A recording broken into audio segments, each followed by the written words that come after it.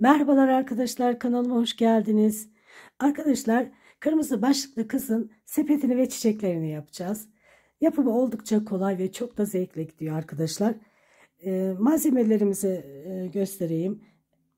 Alize Diva'nın renk kodu 261 olanı kullandım. Bir de arkadaşlar tığ olarak yine 1.75. Arkadaşlar bir de sepetin bu taban kısmına böyle kalın bir keçe kullandım arkadaşlar. Benim elimde bu renk vardı. Bu ipin renginde olursa bence daha iyi olur. Bunun yine sepetin tabanın ölçüsünü aldıktan sonra kesip tabana yerleştiriyorsunuz arkadaşlar bu şekilde.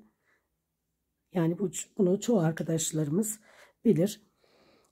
Şimdi arkadaşlar sepetin tabanından başlayalım.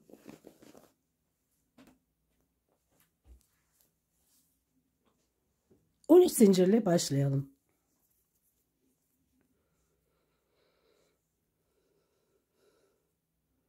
2, 3, 4, 5, 6, 7, 8, 9, 10, 11, 12, 13. İkinci zincirden itibaren arkadaşlar sık iğne yapıyoruz. 11 tane sık iğne yapalım. 1,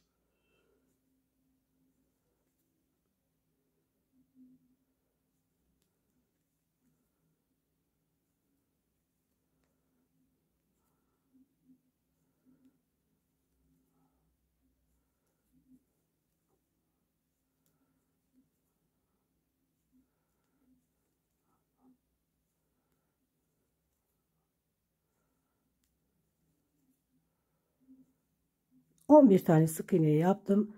12.'ye 3 tane sık iğne yapıyorum. Aynı yere. 1, 2, 3. Şimdi 10 tane sık iğne yapalım. 1, 2, 3, 4, 5, 6, 7,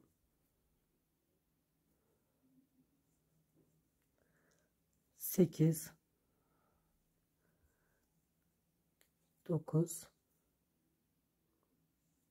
10, 11.'ye çift batıyoruz aynı yere.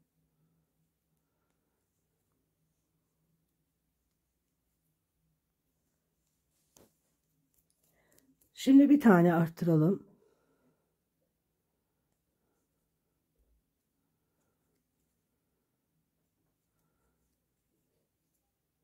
On tane sık iğne yapalım.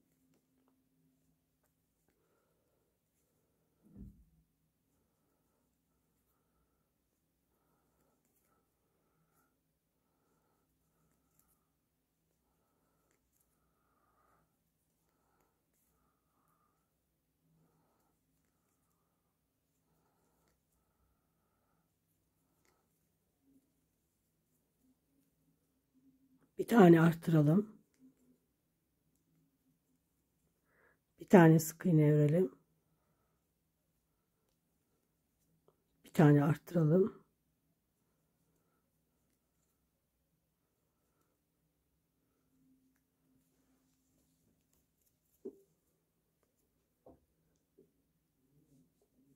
On tane sık iğne örelim. 1, 2, 3, 4, 5, 6, 7, 8, 9, 10. Bir tane arttıralım. 10 sık iğneden sonra. Şimdi bir tane en son sık iğne ile bitiriyoruz bu sırayı da. İkinci sıramızı. Üçüncü sırada bir tane sık iğne, bir tane arttıralım.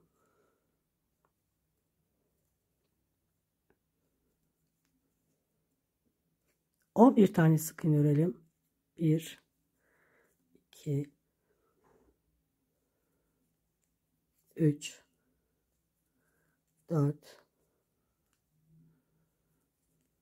5 6 7 8 9 10 11.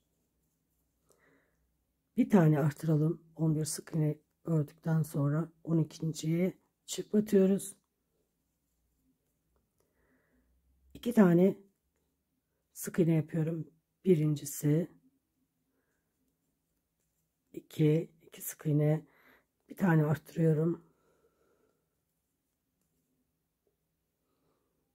11 sık iğne, 1 2 3 4 5 6 7 8 9 10 11. Bir tane arttıralım. 11 sık iğne yaptıktan sonra bir tane arttırdım. Bir tane sık iğne ile bu sırayı da bitirdim.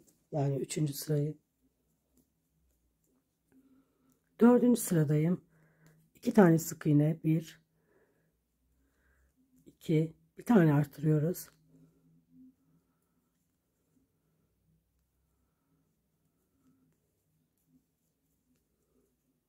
12 tane sık iğne yapalım.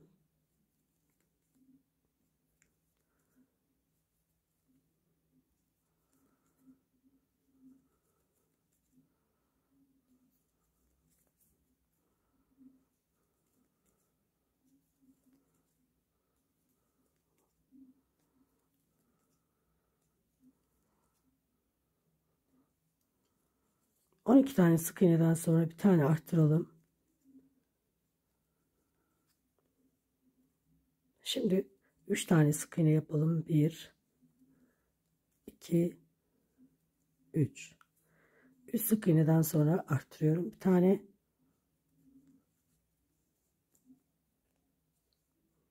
Tekrar 13 tane sık iğne yapıyorum. 1 2 3 4 5 6 7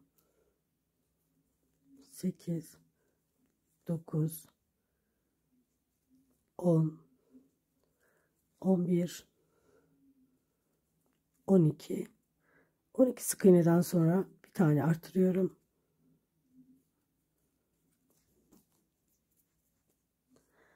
Bir tane sık iğne ile bu sırayı da bitiriyorum.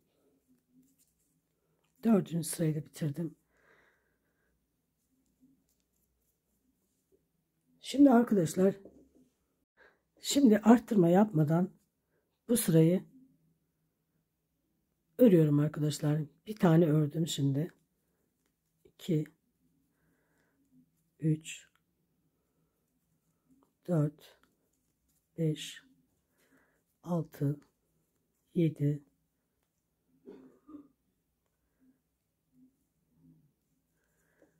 8 9 10 11 12 13 14 15 16 17 18 19 20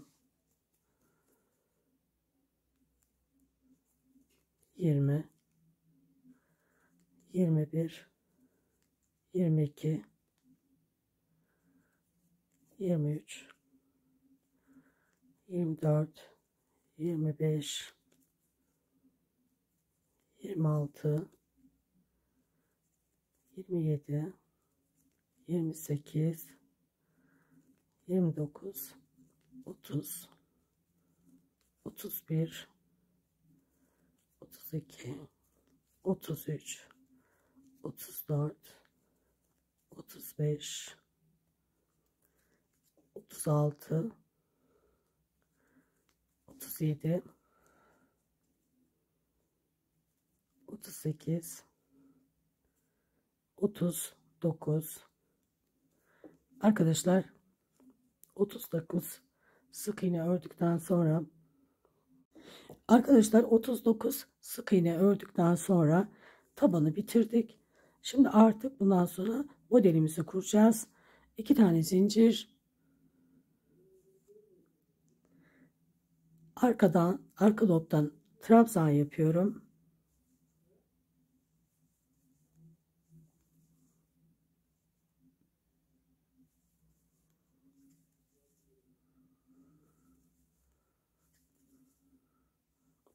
Sıra sonuna kadar trabzanlarımızı örelim arkadaşlar. Sonra görüşelim. Buraya kadar. Şimdi arkadaşlar 38 trabzan ördüm. Bakın 39'u örmeden, şurayı tepeye örmeden, bakın şurada 2 tane zincirle trabzan yapmıştık. Hemen bunun başından bu şekilde örüyorum. 2 tane zincir.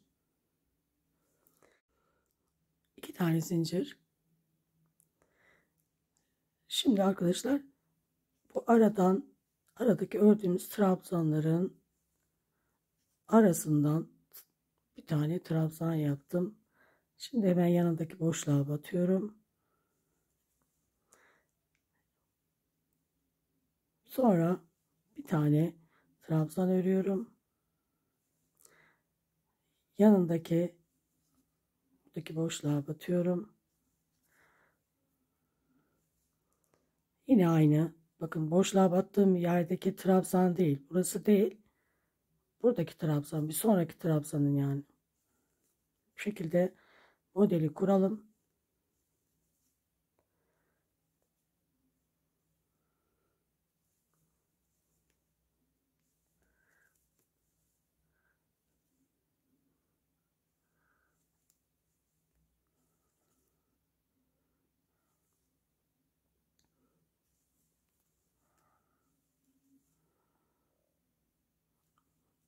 Arasından aldığımız yerin, bakın şuradaki tepesindeki boşluk var, oraya batıyoruz. Şimdi yine bu aradan alıyorum.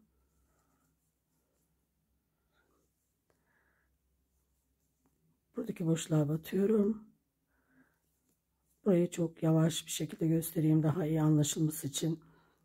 Bu aradaki tepedeki boşluğa battıktan sonra bakın buradaki trabzan değil, hemen yanındaki, yani ikinci trabzanın arasından geçiriyorum. Şimdi arasından geçirdiğim yerin şurası, bakın buraya batıyorum. Trabzan yapıyorum. İkinci trabzan.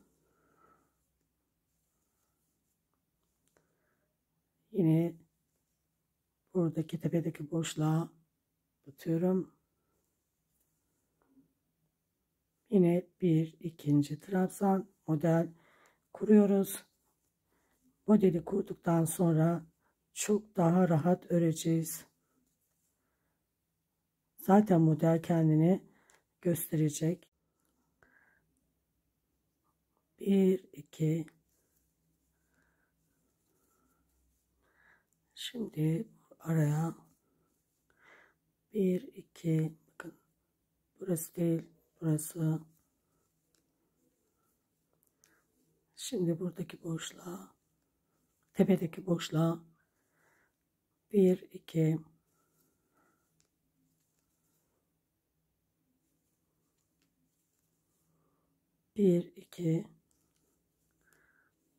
bu şekilde sıra sonuna kadar örelim. Bakın arkadaşlar, model çıkıyor. Şimdi biraz daha çoğaldıkça model kendini gösterecek. Aradakilerine çalışacağız bir sonraki sırada. Şu uzun çubukların arasında kısa çubuklar var. Şimdi dönüşte onları uzatacağız.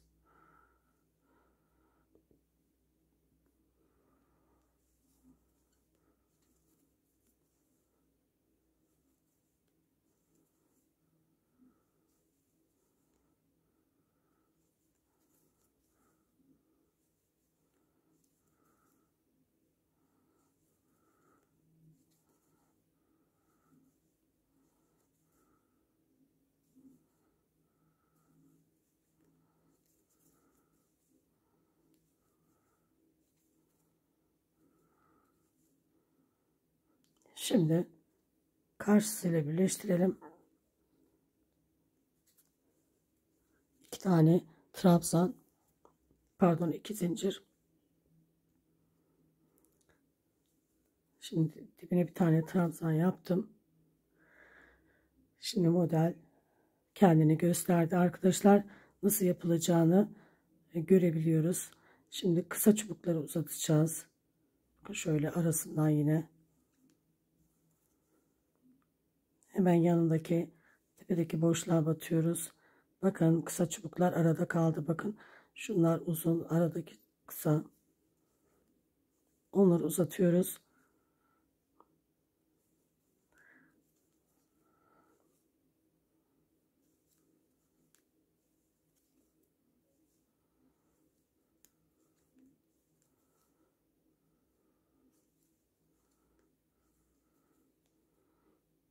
Model çıkmaya başladı. Şimdi arkadaşlar bakın dönüşte de şuradaki kısa çubukları uzatacağız. Şimdi bunu bu sırayı da birlikte yapalım.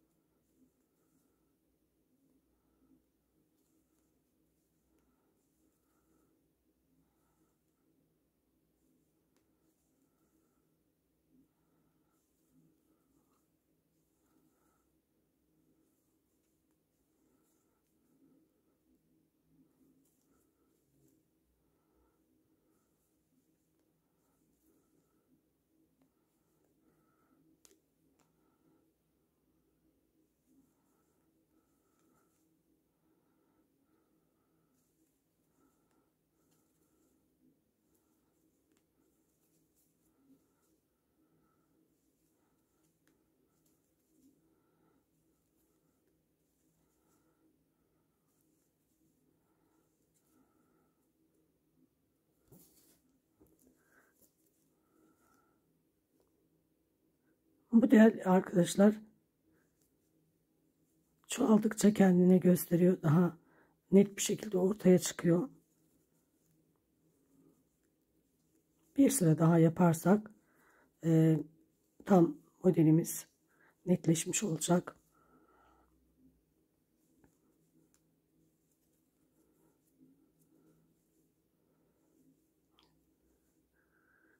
Şimdiden zaten anlaşılıyor.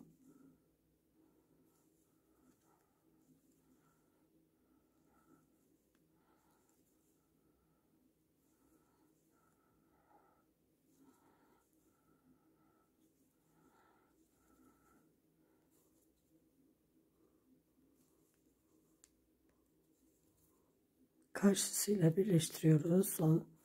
Yani bu sıra sonuna geldik. 2 tane zincir. Bakın bu sefer denk gelen kısım arkadaşlar modeli kavrayınca kendiniz hemen görüyorsunuz. Kısa olan çubuk. Bakın şunlar uzun. Kısa olanları şimdi uzatacağız. Net bir şekilde görünüyor arkadaşlar. Her sırada böyle kısa olan çubukları uzatıyoruz. Sepet örüyoruz arkadaşlar. Güzel bir model. Şimdi yine aradan boşluk. Bakın bu çubuklar uzuyor şimdi.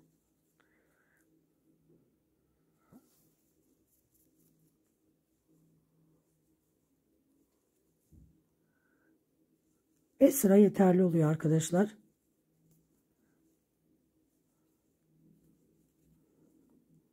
Bu şekilde 5 sıra örelim. Sonra görüşelim. Arkadaşlar 5 sıra ördüm. Bakın şuradan sayalım. 1, 2, 3, 4, 5. Böyle çubukları saydık. Şimdi bir tane zincir çektik. Ters sık iğne örerek gidiyoruz.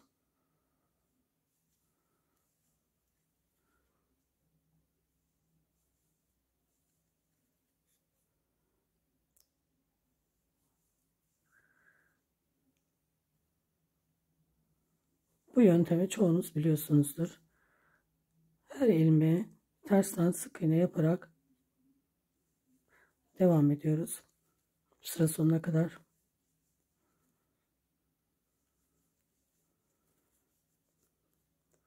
Ama burada sepetin sapını yapacağımız için ortalayalım.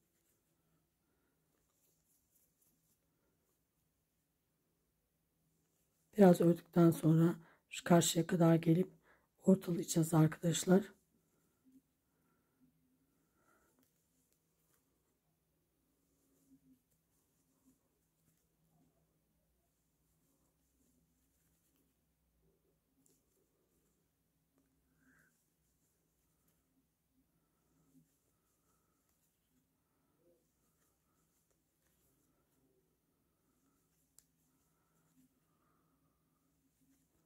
Arkadaşlar bu başlangıç yerinden itibaren ters sık iğne şeklinde 30 defa ördüm.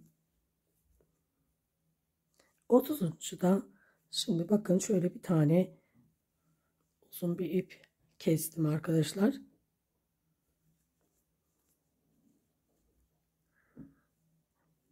Buradan bu ipi sıkılaştırdıktan sonra birazcık şuradan bırakalım ip. Şimdi bu ipi aradan örelim. Nasıl gidiyor? 20 tane örüyoruz. 3 4 5 6 7 8 9 10 11 12 13 14 15 16 17 18 19 20. Şimdi arkadaşlar ortalayalım.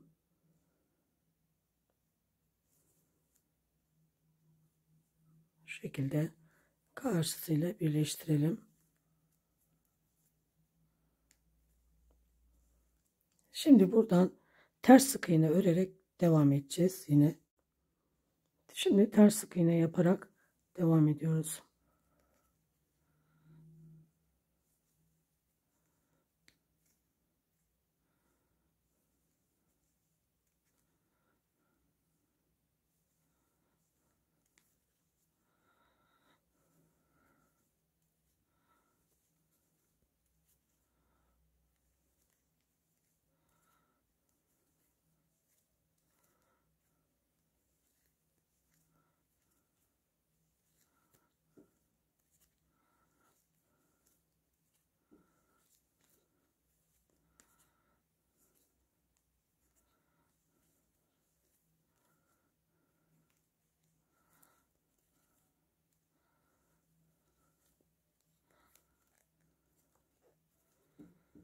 Şimdi sepetimizin sapı bitti. Devam edelim.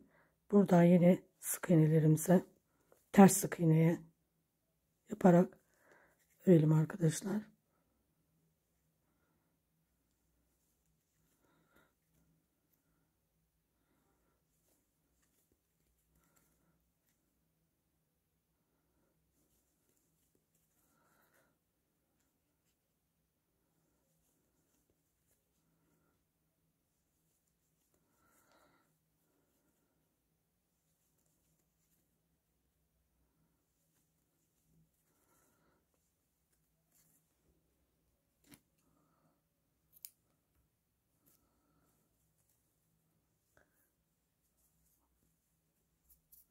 Arkadaşlar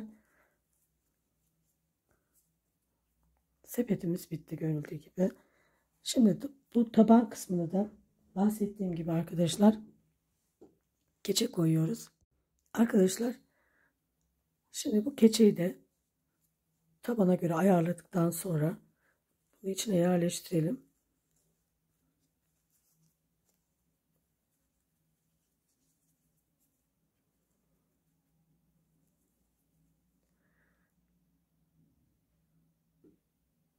Şimdi çiçeklerini yapacağız.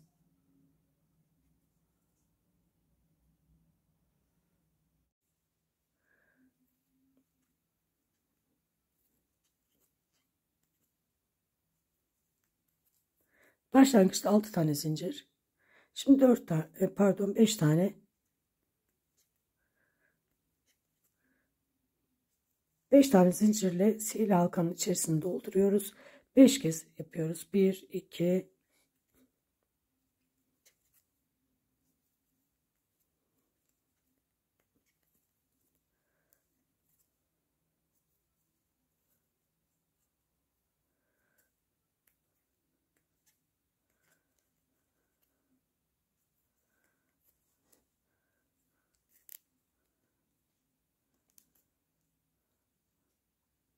şimdi bunların içerisini dolduralım. 4 sık iğne ile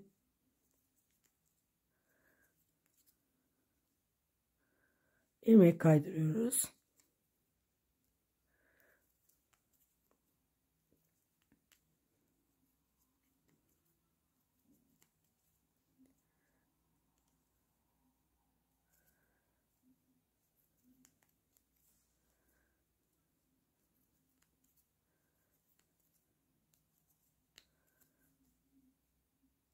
İp biraz kalın olunca çiçek biraz daha büyük oluyor.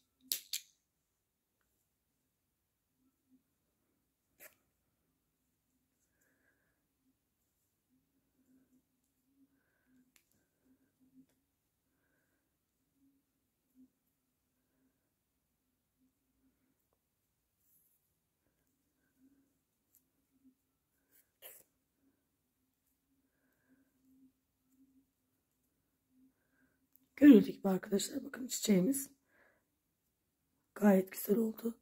Şimdi ortasını tomurcuk kısmını yapalım.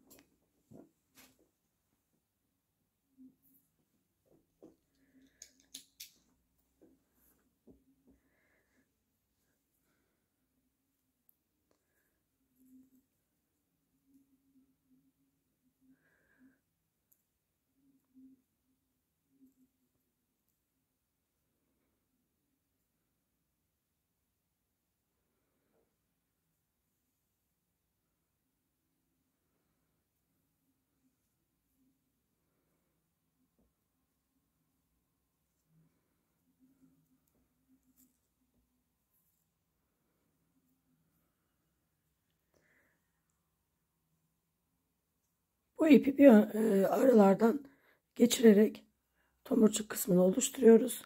Bir ortadan, bakın şöyle.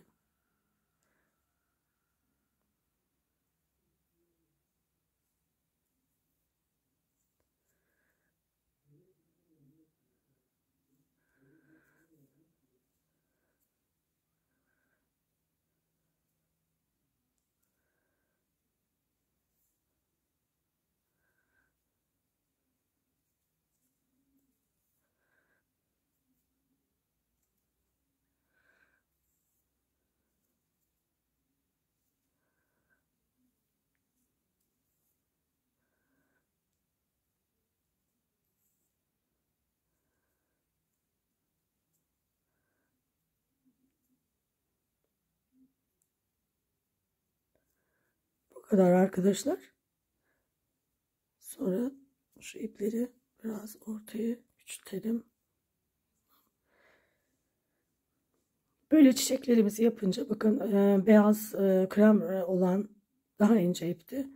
Kalın ipten biraz daha küçük oldu. Küçüklü büyüklü çiçekler yapıp böyle buket haline getirip daha sonra en uzun olan iple böyle sarıp böyle buket halinde de kenar kısmına dikebilirsiniz. Yani içten kenar kısmını. Şimdi yaprak kısmını göstereceğim. O da oldukça kolay.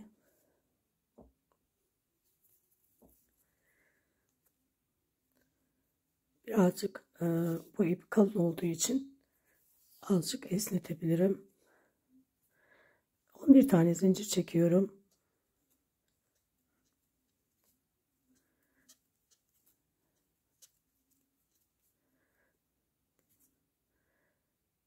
Sık iğne yapıyorum arkadaşlar. Bir tane aynı yere, bir tane normal sık iğne, bir tane aynı yere,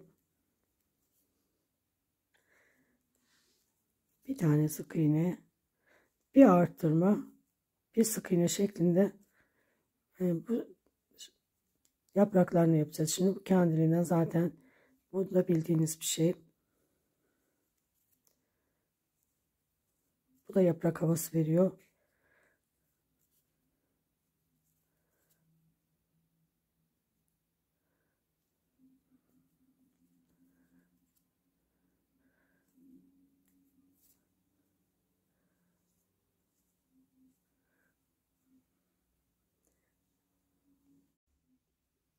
Şimdi arkadaşlar bakın bu şekilde arka kısmından dikiyoruz.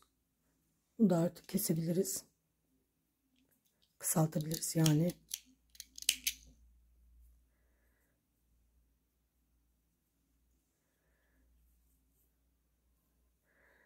Buradan dikiyoruz arkadaşlar.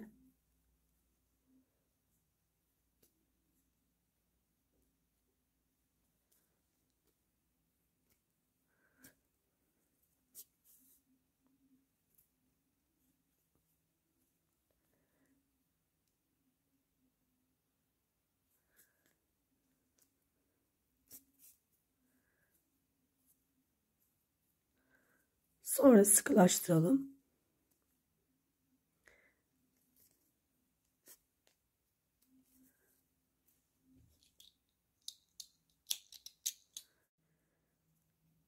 Böyle arkadaşlar yapılışını öğrendiniz. Daha çok çiçek yapıp sepetin etrafını süsleyebilirsiniz. Hepinize kolaylıklar diliyorum. Allah'a emanet olun. Hoşça kalın.